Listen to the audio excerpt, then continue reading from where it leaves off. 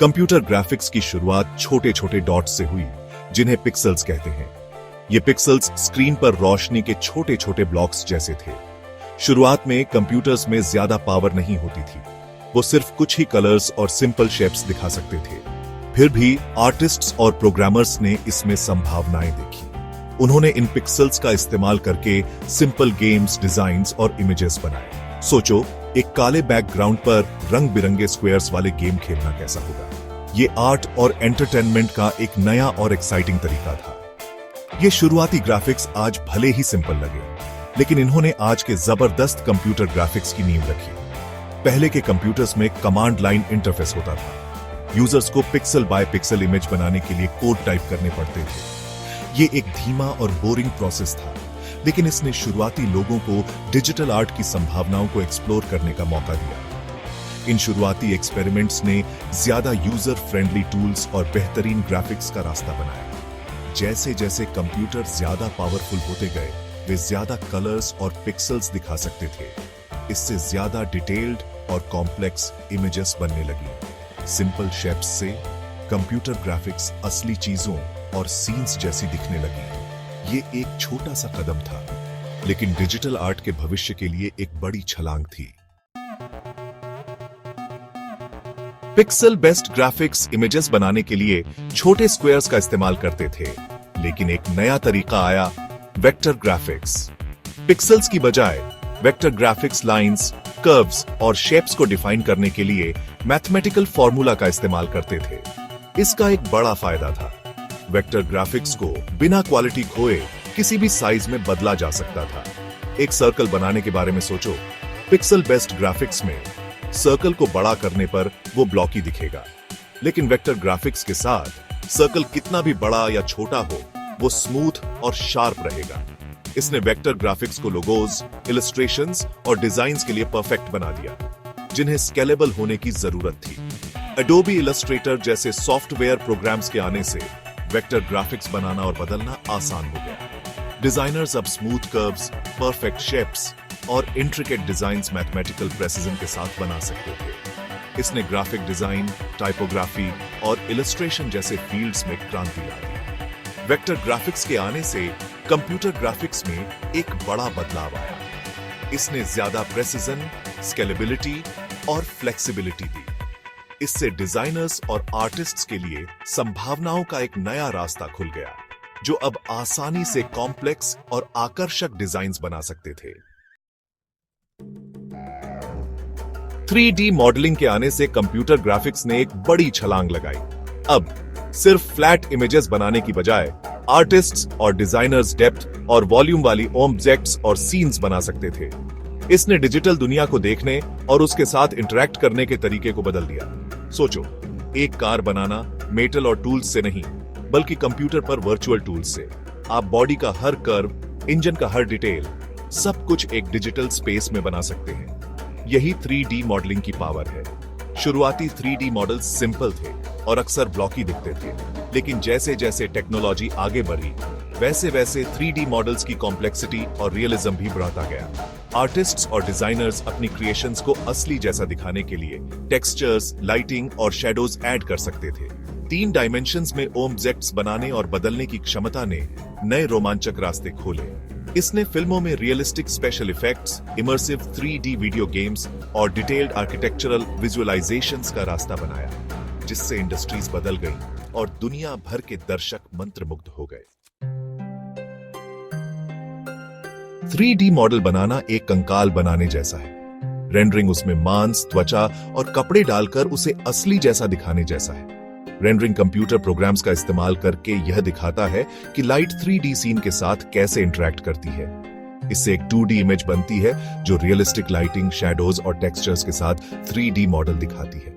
मान लो आपके पास एक बॉल का 3D मॉडल है।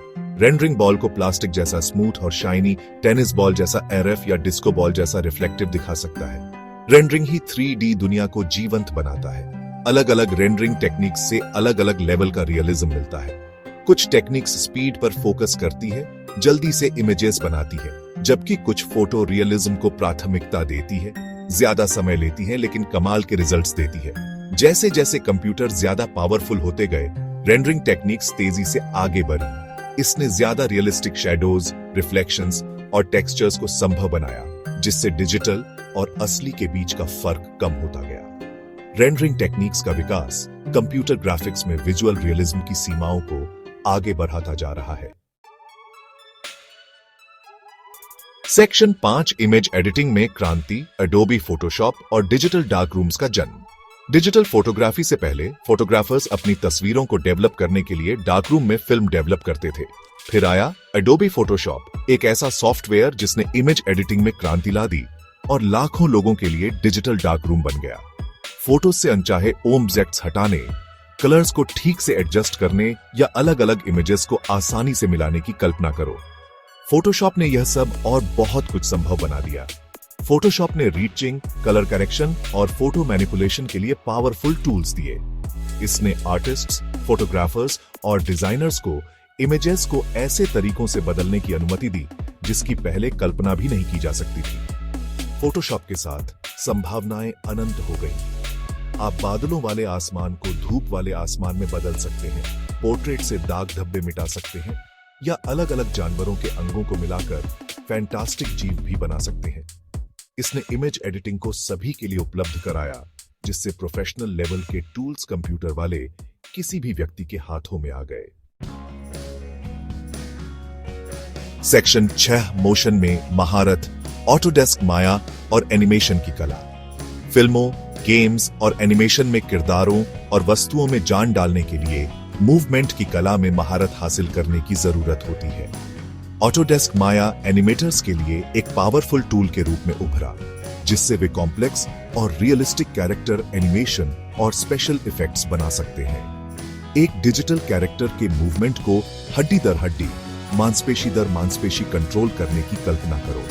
माया एनिमेटर्स को किरदारों में जान फूंकने, फ्लूइड मूवमेंट्स और रियलिस्टिक इंटरेक्शन बनाने की अनुमति देता है। माया ने एनिमेटर्स को रिगिंग, एनिमेशन और सिमुलेशन के लिए टूल्स का एक पूरा सेट प्रदान किया। इसने उन्हें रियलिस्टिक बाल और कपड़ों के सिमुलेशन, डायनामिक स्पेशल इफेक्ट्स और दिलचस्प कैरेक्टर परफॉर्मेंस बनाने की अनुमति दी। अवतार जैसी ब्लॉकबस्टर फिल्मों से लेकर टॉय स्टोरी जैसे पसंदीदा एनिमेटेड क्लासिक्स तक, माया अनगिनत कहानियों को जीवंत बनाने में महत्वपूर्ण रहा है। यह एक इंडस्ट्री स्टैंडर्ड टूल बना हुआ है, जो एनिमेटर्स को डिजिटल स्टोरी टेलिंग की सीमाओं को आगे बढ़ाने का अधिकार देता है। सेक्शन 7 ओपन सोर्स का उदय। ब्लेंडर ने 3D क्रिएशन को सबके लिए उपलब्ध कराया। जबकि माया जैसे सॉफ्टवेयर अक्सर महंगे होते थे, ब्लेंडर एक पावरफुल, मुफ्त और ओपन सोर्स विकल्प के रूप में उभरा। इसने दुनिया भर के शौकीन लोगों, छात्रों और स्वतंत्र कलाकारों के लिए 3D क्रिएशन को सुलभ बना दिया। ब्लेंडर ने 3D मॉडलिंग, एनिमेशन, रेंडरिंग और बहुत कुछ के लिए टूल्स का एक व्यापक सूट प्रदान किया। इसके ओपन सोर्स नेचर ने डेवलपर्स को इसके विकास में योगदान करने, नए फीचर्स जोड़ने और मौजूदा फीचर्स को बेहतर बनाने की अनुमति दी। ब्लेंडर जैसे उच्च गुणवत्ता वाले, मुफ्त उपयोग वाले सॉफ्टवेयर की उपलब्धता ने 3D क्रिएशन की दुनिया को लोकतांत्रिक बना दिया। इसने कलाकारों और एनिमेटर्स की एक नई पीढ़ी को अपने बजट की परवाह किए बिना अपनी रचनात्मकता का पता लगाने और अपनी कल्पनाओं को जीवंत करने का अधिकार दिया। ब्लेंडर का प्रभाव इसकी अफोर्डेबिलिटी से कहीं आगे तक फैला हुआ है। इसका सक्रिय समुदाय सहयोग, सीखने और नवाचार को बढ़ावा देता है। यह रचनात्मक संभावनाओं की सीमाओं को आगे बढ़ाने में ओपन सोर्स सॉफ्टवेयर की शक्ति का प्रमाण है। सेक्शन 8 फोटोरियलिज्म की खोज। रे ट्रेसिंग, एआई और विजुअल फिडेलिटी की खोज। फोटोरियलिज्म यानी असली तस्वीरों से अलग नजर आने वाली कंप्यूटर से उत्पन्न इमेजेस बनाने की खोज कंप्यूटर ग्राफिक्स में एक प्रेरक शक्ति रही है। रे ट्रेसिंग और आर्टिफिशियल इंटेलिजेंस या एआई जैसी उन्नत तकनीकें इस खोज में गेम चेंजर के रूप में उभरी हैं। कल्पना करो कि प्रकाश किसी दृश्य में वस्तुओं से टकराकर उछल रहा है, ठीक वैसे ही जैसे असली दुनिया में होता है। रे ट्रेसिंग इस व्यवहार का अनुकरण करता है, जिससे अविश्वसनीय रूप से यथार्थवादी प्रतिबिंब, अपवर्तन और छायाएं बनती है। एआई भी कंप्यूटर ग्राफिक्स में तेजी से महत्वपूर्ण भूमिका निभा रहा है। इसका उपयोग कार्यों को स्वचालित करने, छवि गुणवत्ता बढ़ाने और यहां तक कि 2D छवियों से यथार्थवादी 3D मॉडल बनाने के लिए किया जा सकता है। रे ट्रेसिंग, एआई और अन्य उन्नत तकनीकों का संयोजन असली और डिजिटल के बीच की रेखाओं को धुंधला कर रहा है। हम एक ऐसे युग में प्रवेश कर रहे हैं जहां कंप्यूटर से उत्पन्न इमेजरी वास्तविकता से लगभग अप्रभेद्य हो सकती है। सेक्शन 9, भविष्य की एक झलक, विजुअल ब्रिलियंस के अनछुए क्षेत्रों की ओर। कंप्यूटर ग्राफिक्स की यात्रा साधारण पिक्सेल्स से लेकर फोटोरियलिस्टिक अजूबों तक उल्लेखनीय रही है। इस लगातार विकसित हो रहे क्षेत्र के लिए भविष्य क्या है? जैसे जैसे तकनीक आगे बढ़ती जा रही है, हम और भी आश्चर्यजनक और इमर्सिव विजुअल अनुभवों की उम्मीद कर सकते हैं। वास्तविकता से अलग नजर आने वाली आभासी दुनिया में कदम रखने या जीवन जैसे होलोग्राम के साथ बातचीत करने की कल्पना करो। कंप्यूटर ग्राफिक्स का भविष्य हमारे जीवन के साथ और भी एकीकृत होने का वादा करता है, जो भौतिक और डिजिटल दुनिया के बीच की रेखाओं को धुंधला करता है। वर्चुअल रियलिटी, ऑगमेंटेड रियलिटी और मिक्स्ड रियलिटी पहले से ही इस बात की सीमाओं को आगे बढ़ा रही है कि हम कंप्यूटर से उत्पन्न वातावरण के साथ कैसे इंटरैक्ट करते हैं। जैसे जैसे ये तकनीकें परिपक्व होती जाती हैं, हम और भी सहज और इमर्सिव अनुभवों की उम्मीद कर सकते हैं। कंप्यूटर ग्राफिक्स का भविष्य उज्जवल है, अनंत संभावनाओं से भरा है। जैसे जैसे हम जो संभव है उसकी सीमाओं को आगे बढ़ाते रहेंगे, हम और भी लुभावने विजुअल, इमर्सिव अनुभव और रचनात्मक अनुप्रयोगों की उम्मीद कर सकते हैं, जो हमारे जीने, काम करने और खेलने के तरीके को आकार देंगे।